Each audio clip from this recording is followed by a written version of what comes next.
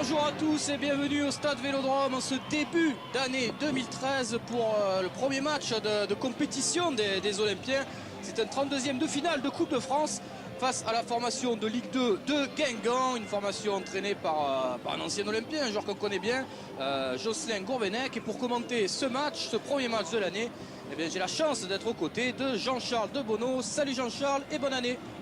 Salut Manu-Jean et bonne année à vous-même et bonne année à tous les supporters marseillais et à tous ceux qui nous écoutent. Oui, alors bien l'OM qui reprend la compétition par la Coupe de France. C'est une tradition chaque début d'année avec les 32e de finale de Coupe de France et l'entrée en lice des équipes de Ligue 1. L'OM qui affronte donc cette équipe de Guingamp, une bonne équipe de Ligue 2, Jean-Charles Guingamp. Oui, absolument, une équipe qui est classée 5e au classement, mais à un seul petit point du podium. Une équipe qui progresse chaque saison avec un entraîneur qui est remarquable, qui est Gourvenec, bien sûr, on en reparlera.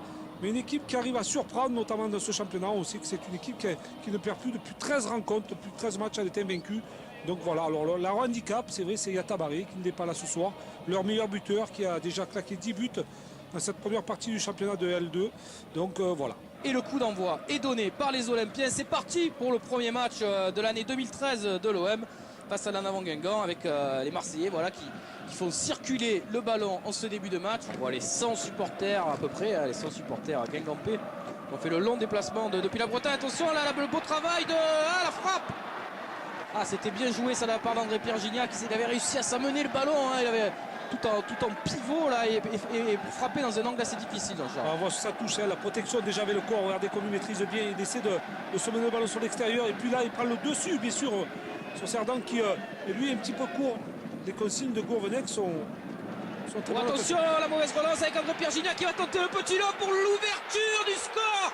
André-Pierre Gignac à la 22e minute de jeu. Voilà André-Pierre Gignac qui a profité d'une errance de la défense guingampaise. On disait justement, Jean-Charles, cette équipe était très bien organisée, mais il a fallu une erreur pour que André-Pierre Gignac fasse la différence. Il a gagné son face-à-face avec Planté.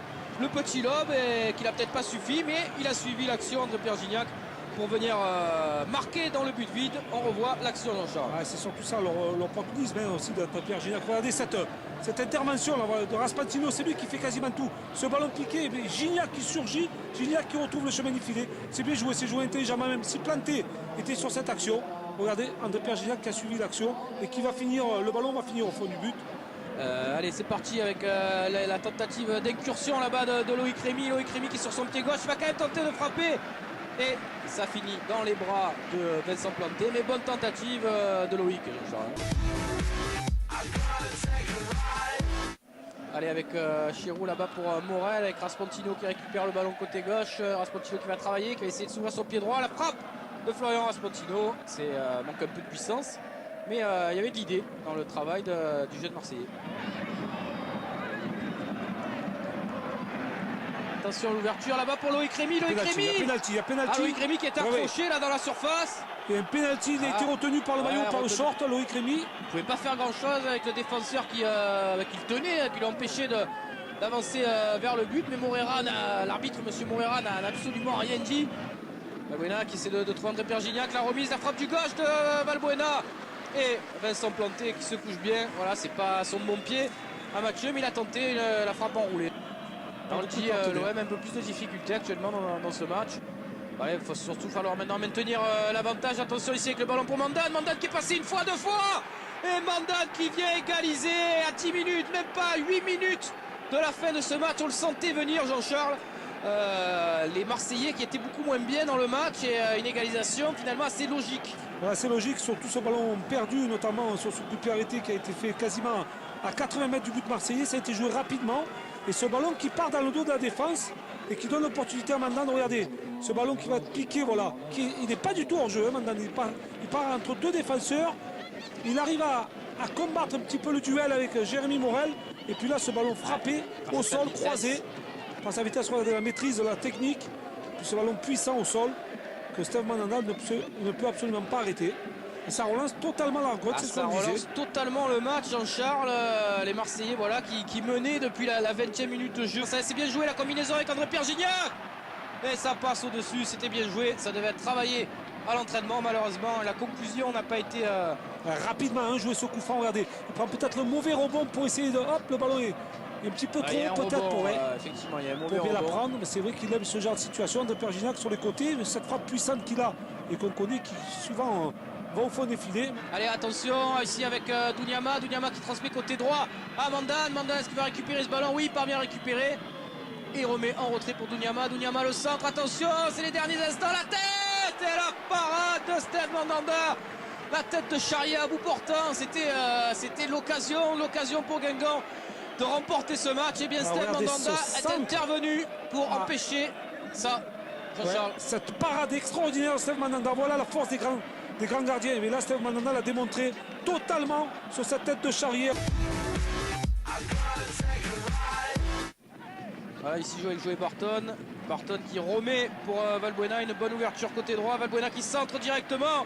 Le ballon qui est manqué par Belogou, mais Gignac un peu surpris que le défenseur guingampais rate ce ballon. Regardez déjà ce ballon en profondeur, Mathieu, sans contrôle. Surpris par le rebond surtout parce que le ballon monte très haut. Il ne peut pas la frapper comme il le veut. André Perginac surtout, il aussi... il y a un défenseur qui est devant lui, donc il ne voit pas le ballon venir à la meilleure des façons. Le ballon qui revient dans les pieds de Charlie Caboret. Le centre de Caboret au point de pénalty. Attention à la tête de Belogou, la reprise de Gignac. Et le but d'André-Pierre Gignac. Voilà le buteur marseillais, une fois de plus.